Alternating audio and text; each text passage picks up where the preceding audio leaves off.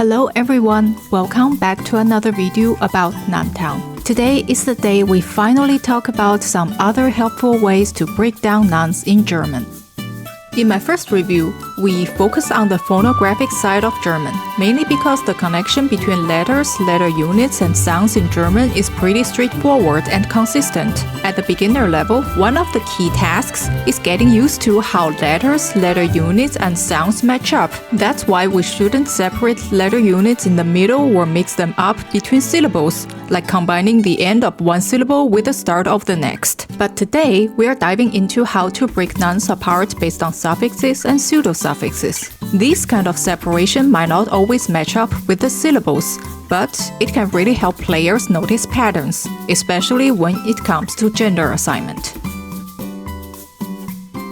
Let's talk about non-genders in German for a minute. Gender is one of those things that can trip up learners at any level, and it can be super frustrating. Why is that? Well, first off, there are only a few rules that are 100% reliable to tell the gender. And second, gender doesn't really do anything in German, but it makes things like case and sentence structure more complicated. What is a case anyway? To make it simple, let's look at the sentence, "The fox is chasing the rooster." Fox is the subject, and its case is nominative. Rooster is the object, and its case is accusative. Fox and rooster are in different cases, and they are marked with the same form of definite article, the. The only way to know the fox and the rooster are in different cases is through word order. If we swap the fox and the rooster, their cases alter.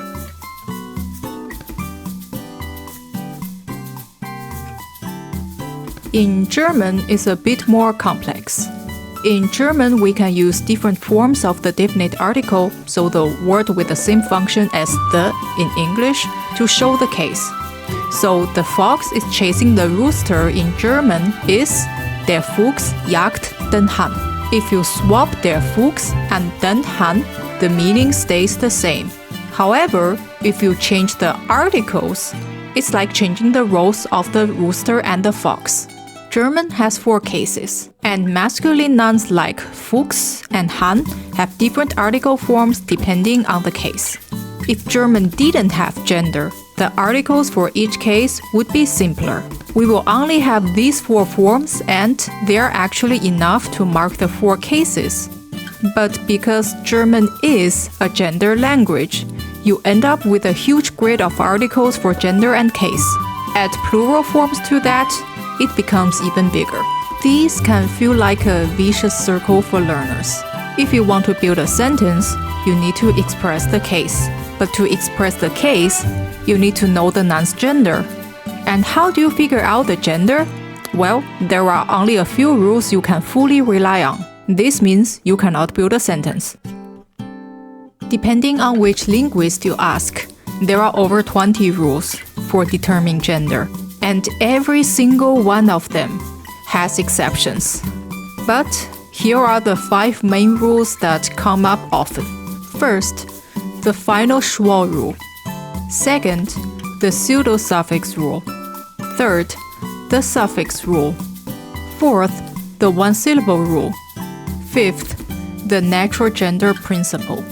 Now, let's break this down using some examples from Noun Town. The natural gender principle is pretty easy, and it's also the first rule that the native speakers realize when acquiring German as their first language. When a noun refers to a male, it's masculine. And when it refers to a female, it's feminine. You don't see a ton of examples of this in Noun Town, but here is a good one. One question you can ask the characters in Noun Town is, who is your best friend? The German translation of this is Wer ist dein bester Freund? which is followed by Wer ist deine beste Freundin? Freund refers to a male friend, and Freundin refers to a female friend. The natural gender principle works here.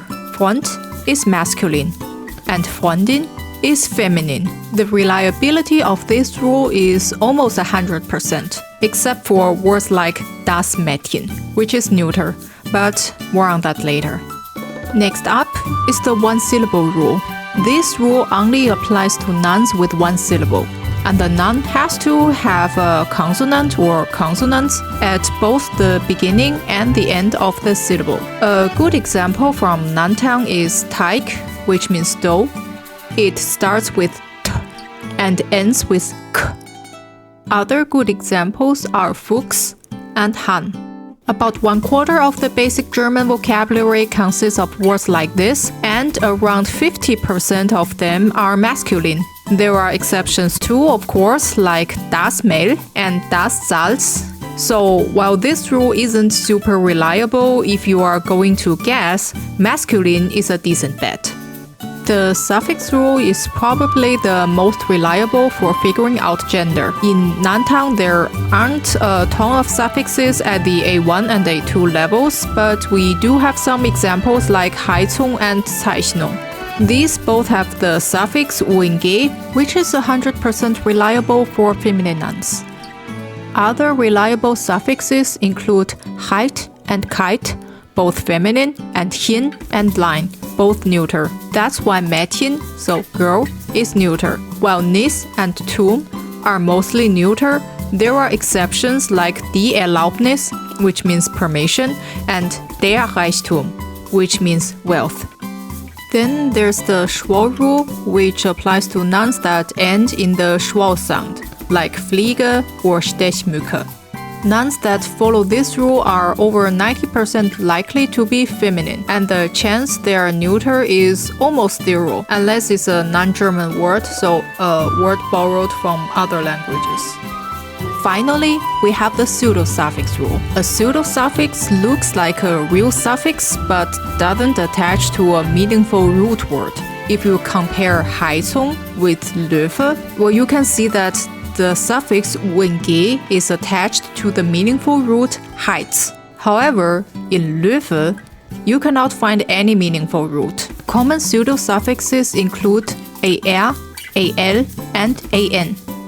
And about 2/3 of nouns that end with these are masculine. And nouns with these three pseudo-suffixes make up about 10% of the basic vocabulary. In Noun Town, we can find the following good examples. First, Karpfen. Der Karpfen.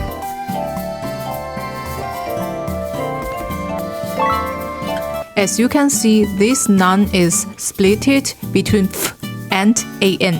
This is a good example because the pseudo-suffix an is separated from the rest of the word, and the gender of this noun is masculine. I think with this example, the player can associate the ending an with masculine.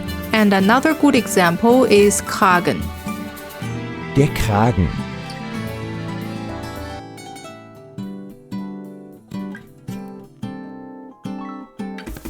As you can see, it's separated between g and an. And this noun is also masculine. This example can also help the player in the same way. Of course, you can find exceptions like die Gabel, Die Gabel. die Schüssel, Die Schüssel. and die Büroklammer. Die Büroklammer. Even though Noun Town doesn't figure a lot of real suffixes, it has a plenty of pseudo-suffixes. Why bring them up? Well, it gives us another way to think about breaking down nouns. Besides splitting them based on syllables, we can split them at the point where the root meets the suffix or pseudo-suffix. This can help learners notice patterns, especially in how gender is assigned. For beginners, figuring out gender is a huge challenge. If no one points out these patterns, learners might start thinking that gender in German is totally random, but it's not. A teaching method called input enhancement can really help here. This method highlights important parts of what you are learning, so you know where to focus. In Noun Town, separating nouns at their suffix or pseudo-suffix boundaries can help players pay extra attention to how noun endings are connected to gender. To wrap it up, Both separating nouns by syllable and by suffix can be super helpful. Syllable separation helps learners get comfortable with spelling, while separating at the suffix helps learners understand the patterns behind gender assignment, even though it doesn't always follow syllables.